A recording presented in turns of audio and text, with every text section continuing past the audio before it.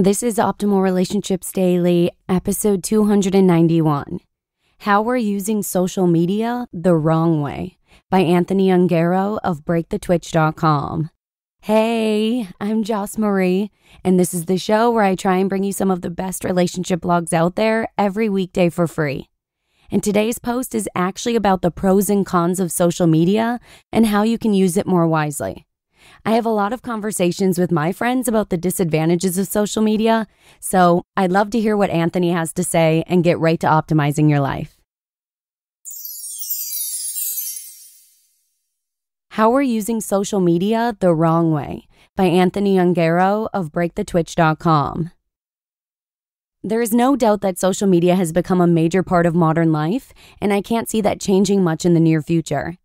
Facebook usage continues to climb, with the average user now spending upwards of 50 minutes per day on the site. Yet more studies show that the more time we spend on Facebook, the less happy we are. So what exactly is going on here? Social media can have an immensely negative effect.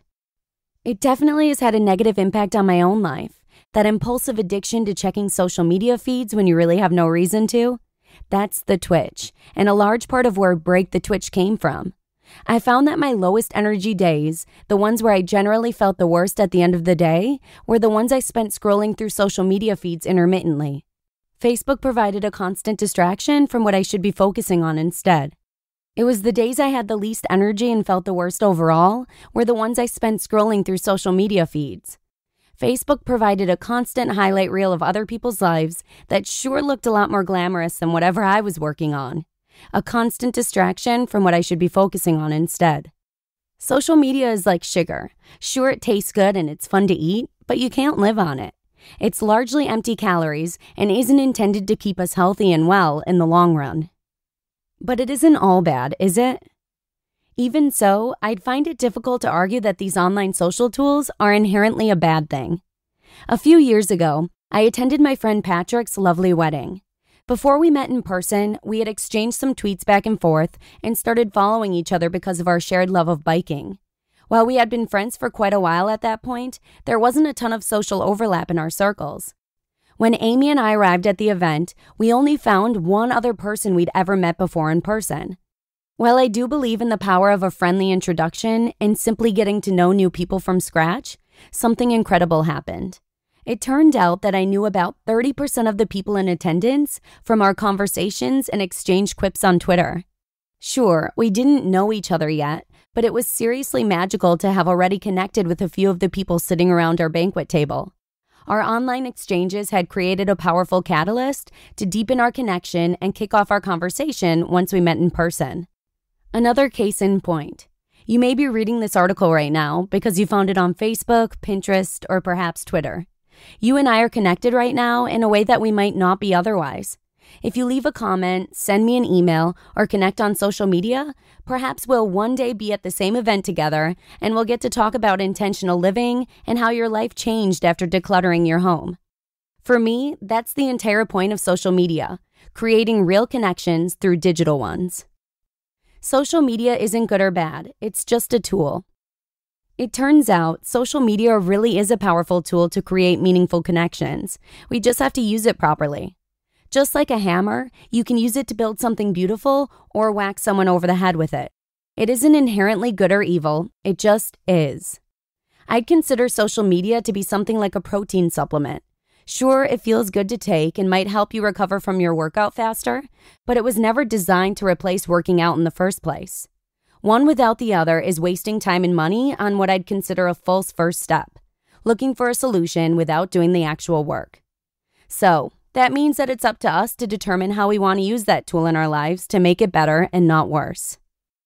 Here's what you can do to make a change. The best part about this is that you have the power to decide how you want this to be a part of your life, but no one is going to make that decision for you. You get to choose whether it's personally a good thing or a bad thing for you. Break the twitch by taking a literal break. The most effective way to unaddict yourself is to take at least a 7-day sabbatical from social media. It may feel uncomfortable at first, but if you push through the first few days, you'll see how incredibly freeing it is. Sure, things will be happening online, but do you wake up every morning to make sure the sun comes up? Would it not if you weren't there to ensure it? No. It'll still do its thing, and you can still do yours. A study from the Happiness Research Institute found that after 1 week without Facebook, the participants reported a significantly higher level of life satisfaction. At that point, you will have less addiction and more clarity in how you want social media to be a part of your life going forward. Prioritize one-on-one two-way communication. If the extent of your dialogue is double tapping a photo to leave a like on it, it's a nice thing to do, but it simply does not build or strengthen relationships on its own. Pick up the phone and call, meet up with a friend for coffee, or reach out to someone online and engage in dialogue. Even if it's over Skype, it still means so much more than a quick thumbs up alone. While it can feel validating to be on the receiving end of likes, it simply doesn't provide the dialogue we need in our lives. It's still just a quick sugary dopamine burst when we need some hearty steamed veggies. When you're actually with people, put away your phone. I don't mean set it on the table either. I mean visibly, audibly away. If you're spending your time on social media at home, then still cracked out on your phone when you're with a group of good friends, you're undercutting the real relationship building that's happening there. Life is short and you never know when you're going to see those people again. One of the most meaningful things you can give someone is your full attention. It's such a rarity in today's culture. Imagine what it might be like to have the same from the people you care about as well. You just listened to the post titled, How We're Using Social Media the Wrong Way by Anthony Ongaro of BreakTheTwitch.com. Anthony is actually a Minneapolis-based writer and filmmaker exploring intentional living through minimalism, habits, and creativity. So I just want to give a shout out to my fellow Midwesterner and say thanks for letting us share this post. Break the Twitch is actually new to Optimal Relationships Daily, but you can hear more of his content being narrated to you by Justin over on Optimal Living Daily. Just search for Optimal Living Daily from wherever you're listening to this show. But that's a wrap for today. Have a wonderful Monday, and I'll see you again tomorrow with a post from No Sidebar, where your optimal life awaits.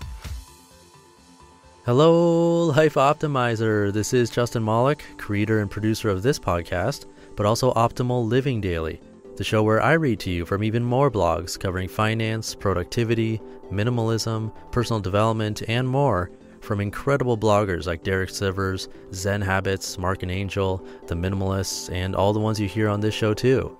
So if you enjoyed today's episode and like taking amazing blogs on the go, come on over to Optimal Living Daily and subscribe to that one too.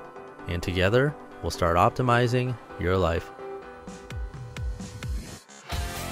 You've been listening to Optimal Living Daily. Be sure to hit the subscribe button to stay up to date on each new episode, and head to oldpodcast.com. That's OLDpodcast.com for a free gift, as well as more actionable tips and resources to help you maximize your potential. Thanks for joining us, and remember, your optimal life awaits.